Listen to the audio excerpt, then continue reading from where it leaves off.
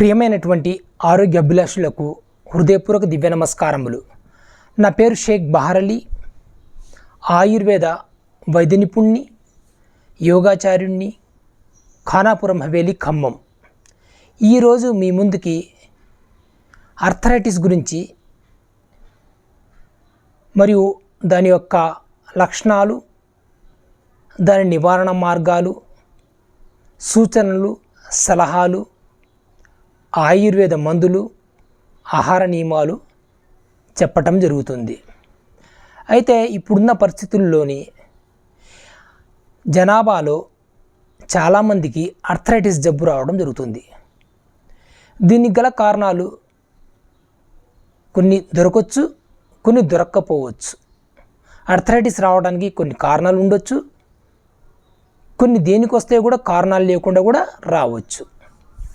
మన జీవనశైలిలో మార్పు వలన రావచ్చు, శారీరక వ్యాయామం లేకపోవటం వలన రావచ్చు, అసంతులిత ఆహారం వలన రావచ్చు, పని ఎక్కువగా ఉండటం వలన కూడా రావచ్చు, వృద్ధాప్యం వలన కూడా రావచ్చు. కనుక ఈరోజు మనం ఆర్థరైటిస్ అంటే చెప్పుకుందాం. ఇప్పుడు కీళ్ళ నొప్పుల కారణం ముఖ్యంగా ఆర్థరైటిస్.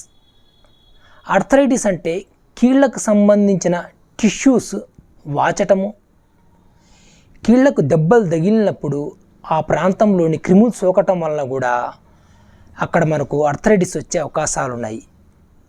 ఇవే కాకుండా మనకి వృద్ధాప్యం అంటే వయసు మీద పడుతున్న కొద్దీ కూడా మనకు ఈ యొక్క ఎముకల యొక్క సాంద్రత తగ్గిపోయి అరిగిపోవటము, దానివల్ల కూడా మనకి కీళ్ళ నొప్పులు వచ్చే అవకాశాలు ఉన్నాయి. అయితే ఈ కీళ్ళ నొప్పులు మనకు ఏ విధంగా వచ్చినా సరే అక్కడ వాచటం కానీ, అంటే వాపులు రావటం కానీ, నొప్పులు ఉండటం కానీ జరుగుతుంది. అంతేకాకుండా కాస్త కందినట్లుగా ఉంటాం, అక్కడ మనం పట్టుకుంటే వెచ్చగా అనిపించటము, వాపు ఉన్న చోట వేడిగా అనిపించటము, ఎరుపుగా ఉండటము, ఇలాంటి జరుగుతుంటాయి. దీన్ని ఇన్ఫ్లమేషన్ వలన కూడా లక్షణాలు కనబడే అవకాశాలు ఉన్నాయి. ఈ ఇన్ఫ్లమేషన్ వచ్చినప్పుడు మనిషి ఆరోగ్యంలో కూడా చాలా తేడా రావడం జరుగుతుంది. అది ఆ వ్యక్తి ఆర్థరైటిస్ ఎవరు బాధపడతారో వాళ్ళకి చక్కగా మనము కొన్ని రకాల లక్షణాలు కూడా బయటపడతాయి. ఆ వ్యక్తి నీరసంగా ఉండటము, తలనొప్పి రావటము, జ్వరం రావటము, ఆకలి లేకపోవటము, ఇలాంటి లక్షణాలు కనబడటం జరుగుతుంది. ఈ ఆర్థరైటిస్ అంటే మన గాయాల వలన కాకుండా, మనకి కొంతమంది ఈ మధ్యన రకరకాలుగా ఫుడ్ ఎక్కువ తీసుకోవటం వలన కాకుండా వృద్ధాప్యం వలన రావటం జరుగుతుంది. ఈ వృద్ధాప్యం అంటే డీజనరేటివ్ డిజీజ్ అంటారు అది. ఇక దాని యొక్క ఎముకల యొక్క వయసు మీద పడుతున్న కొద్దీ ఎముకల యొక్క సాంద్రత తగ్గిపోతూ ఉంటుంది. ప్రతి శరీరంలో ప్రతి అవయవానికి ఒక టైం ఉంటుంది. ఆ టైం వచ్చిన తర్వాత దాని యొక్క శక్తి సన్నగిలిపోవటము జరుగుతుంది. అలా జరగటం వల్లనే మనకు రోగాలు ఉత్పన్నమవుతాయి. అప్పుడు మనము తగినటువంటి సమయంలో ఆ యొక్క వ్యాధిని గుర్తించి తగిన చికిత్స చేయించుకున్నట్లయితే మరలా ఆ యొక్క అవయము రిపేర్ అయ్యి తిరిగి మనకి శరీరంలోని చక్కగా పనిచేస్తూ ఆరోగ్యవంతంగా ఉంచడానికి అవకాశాలు ఉన్నాయి. ఈ ఆర్థరైటిస్ సోకటము అంటే రావటం అన్నమాట చాలా రకాలు ఉన్నాయి. దీంట్లో 4 రకాలు ఉన్నాయి. ఒకటి పయోజనిక్, రెండోది రుమటైడ్ ఆర్థరైటిస్, మూడోది ట్యూబర్క్యులస్, నాలుగోది ఆస్టియో ఆర్థరైటిస్. రకరకాలుగా రావడం జరుగుతుంది. ఏది వచ్చినా సరే నొప్పి రావడం జరుగుతుంది, ఖాయం అన్నమాట. కానీ మొండిగా మారిందనుకోండి ఈ వ్యాధి చాలా ప్రాబ్లం వచ్చే అవకాశాలు ఉన్నాయి. ఈ నొప్పులు చేతి వేళ్ళు, ఈ ముడుసులు అంటే ముడుగులు, జాయింట్లు, మడమలు, మోకాళ్ళ దగ్గర, మణికట్ల దగ్గర కీళ్ళు ఎక్కువగా వాచటం జరుగుతుంది, నొప్పి రావడం జరుగుతుంది. కానీ తుంటి భాగంలోని ఈ యొక్క భుజానికి కానీ ఇలాంటి రావడం చాలా అరుదు, అంటే తక్కువగా వస్తుంది ఇలాంటి ప్రాబ్లం. అక్కడ మాత్రం మిగతా చోట్ల అన్నీ పెయిన్స్ వస్తూ ఉంటాయి, వాస్తూ ఉంటాయి, ఉబ్బుతూ ఉంటాయి. మనకు క్లియర్గా కనబడుతుంది. పట్టుకుంటే చాలు నొప్పి వచ్చి అబ్బాబాబని సలసలలాడిపోతూ ఉంటుంది. అయితే ఇది పురుషుల్లో కంటే స్త్రీలకు 3 రెట్లు ఎక్కువగా ఉండే అవకాశాలు ఉన్నాయి. అంతేకాకుండా ఇది వంశపారంపర్యంగా వచ్చినట్లు ఎక్కడ రికార్డు ఏం లేదు, ఎక్కడ లేదన్నమాట. కానీ ఆర్థరైటిస్ వచ్చిన తర్వాత సైనోవియల్ మెంబ్రేన్ ఏం చేస్తుందంటే దళసరిగా మారటం జరుగుతుంది. జాయింట్ లోపల ఉన్నటువంటి నున్నటి ప్రాంతము గరుగుగా మారుతుంది. అంతేకాకుండా ఎముకలు దెబ్బతినటము, వాచటము, మరియు మనము సరియైన సమయంలో సరియైన చికిత్స చేయించకపోతే జాయింట్ లోపల పాడవటం జరుగుతుంది. వీటి కదలికల్లోని తగ్గిపోవడం జరుగుతుంది, బిగుసుకోపోవడం జరుగుతుంది. లోపల పార్ట్స్ అన్ని దెబ్బతినేసి మనకి ఇక మోకాళ్ళు కానీ కాళ్ళు కానీ కీళ్ళు కానీ పనిచేయకుండా చాలా బాధాకరంగా మారి మన జీవితం పెనుభారంగా మారిపోయి ఏంది పరిస్థితి అని చెప్పేసి మంచాన పడే పరిస్థితి కూడా వస్తుంది. ఆ మంచాన పడిన తర్వాత రాత్రిపూట ఏం చేస్తామంటే రాత్రి మంచిగా పండుకున్న తెల్లవారుజామున లేవంగానే కాలు కింద పెట్టలేము. ఒకవేళ పెట్టినా సరే ఒక 20 నిమిషాల దాకా చాలా నొప్పి రావడం జరుగుతుంది. అలాగా అటు ఇటు 4-5 సార్లు నడిచినట్లయితే ఆటోమేటిక్గా నొప్పి కొద్దిగా తగ్గడం జరుగుతుంది. ఈ వ్యాధి ముదిరిందనుకోండి, కీళ్ళ దగ్గర కండరాల లిగ్మెంట్స్ కానీ శక్తి కోల్పోవటము, బలహీన బాటము, అంతేకాకుండా కదలికలు అసలు లేకపోవడం కూడా జరుగుతుంది. కనుక మనము దీన్ని ముందుగా గుర్తించుకొని చక్కని డాక్టర్ దగ్గర, ఆయుర్వేద డాక్టర్ దగ్గర పోతే మనకి యొక్క మెడిసిన్స్ ద్వారా చక్కగా తగ్గించుకోవచ్చును. దానికంటే ముందు మనకి యొక్క మెడిసిన్స్ ద్వారా చక్కగా తగ్గించుకోవచ్చును. దానికంటే ముందు మనం కూడా ఇంట్లో కొన్ని చిన్న వ్యాయామాలు కూడా చేసుకుంటే చాలా మంచిది. లేదా అని ఇట్లా వదిలిపెట్టామనుకోండి, మొండిగా మారిపోయి చాలా ప్రమాదంగా ఆపరేషన్ చేయాల్సిన పరిస్థితి కూడా వస్తుంది.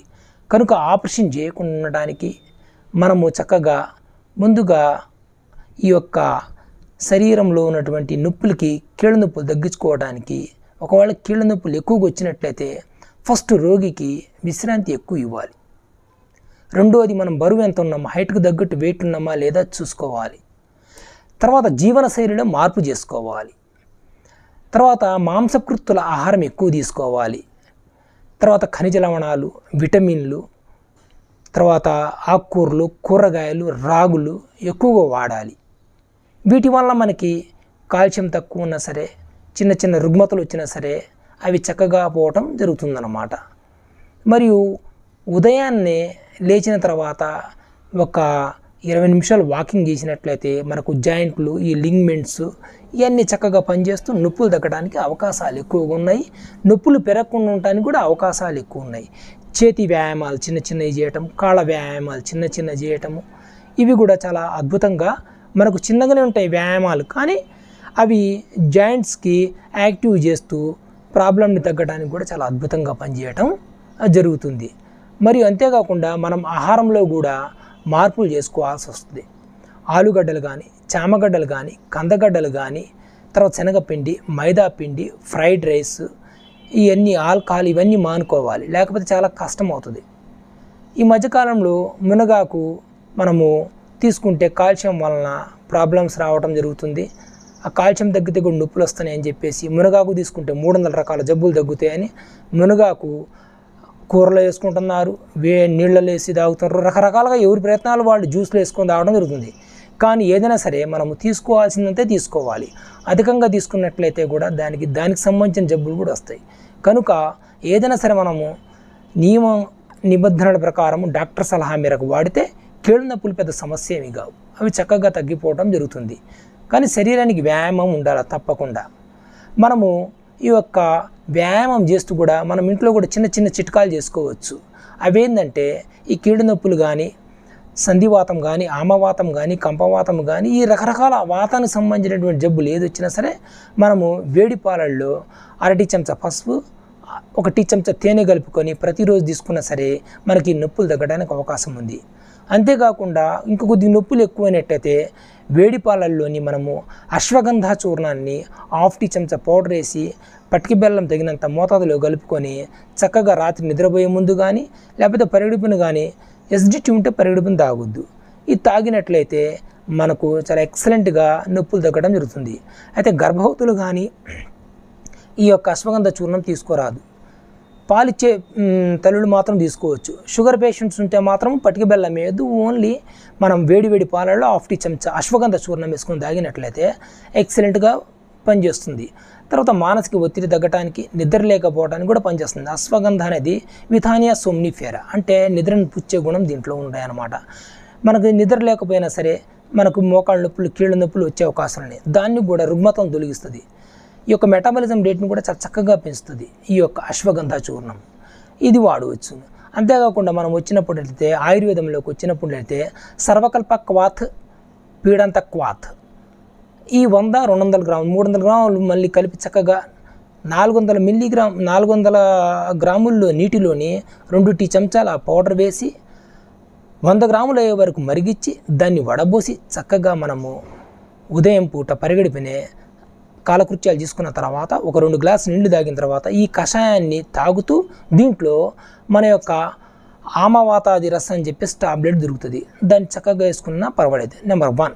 నెంబర్ 2 వచ్చేటప్పటికి మనము మహావాత విధ్వంసరస్, ప్రవాళ పిష్టి, స్వర్ణమాక్షిక భస్మం, గోదంతి భస్మం, ఇవన్నీ 4 రకాలు తీసుకొని మెత్తగా చేసి 60 పొట్లాలు చేసుకొని ఉదయం టిఫిన్కి అరగంట ముందు, రాత్రి భోజనానికి అరగంట ముందు గోరువెచ్చని నీళ్ళతో కానీ తీసుకున్నట్లయితే అద్భుతంగా పనిచేయటం జరుగుతుంది.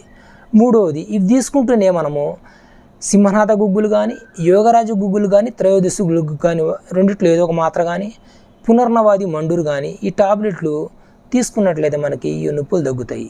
అంతేకాకుండా మన రోగి యొక్క రోగ నిర్ధారణ చేస్తూ ఏటియాలజీ, పాథాలజీ ఈ యొక్క డయాగ్నోసిస్ చూస్తూ ఆ యొక్క వ్యక్తిని బట్టి, ఆ యొక్క శరీరతత్వాన్ని బట్టి, అతని దోషాన్ని బట్టి మనం చక్కగా మెడిసిన్ కూడా ఇవ్వడం జరుగుతుంది. కొంతమందికి రససప్తా క్వాత్, యోగరాజ గుగ్గులు, మహాయోగరాజ గుగ్గులు, సింహనాథ గుగ్గులు, త్రయోదశ గుగ్గులు, షుగర్ పేషెంట్ పునర్నవాది మండూరు, పునర్నవ అరిష్ట, పునర్నవ సావము ఇలాగా ఇవ్వటం జరుగుతుంది. అంతేకాకుండా మహారస్నాది క్వాత, రససప్తాక క్వాత ఇలాంటి టాబ్లెట్లు ఇవ్వడం జరుగుతుంది. లేటెస్ట్గా ఇప్పుడు చికెన్ గున్యా వచ్చి చాలా బాధపడుతున్నారు. వాళ్ళందరికీ కూడా బట్నాషక్ బాటికా అని టాబ్లెట్లు దొరుకుతాయి ఆయుర్వేద షాపులు, అవి వాడచ్చు.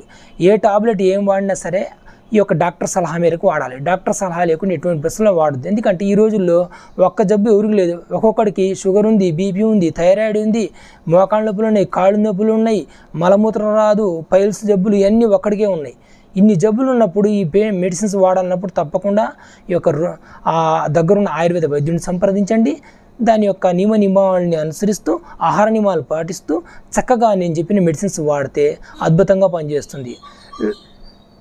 గర్భవతులు కానీ, పాలిచ్చే తల్లులు కానీ, షుగర్ పేషెంట్ కానీ, బీపీ పేషెంట్ కానీ ఈ 4 కంపల్సరీ డాక్టర్ని సంప్రదించాలి.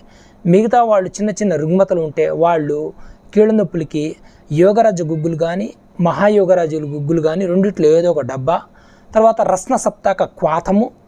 Minute to minute live updates కోసం మా R9 తెలుగు న్యూస్ ఛానల్ ని లైక్ చేయండి, షేర్ చేయండి, కామెంట్ చేయండి. మర్చిపోకుండా బెల్ సింబల్ ని క్లిక్ చేయండి.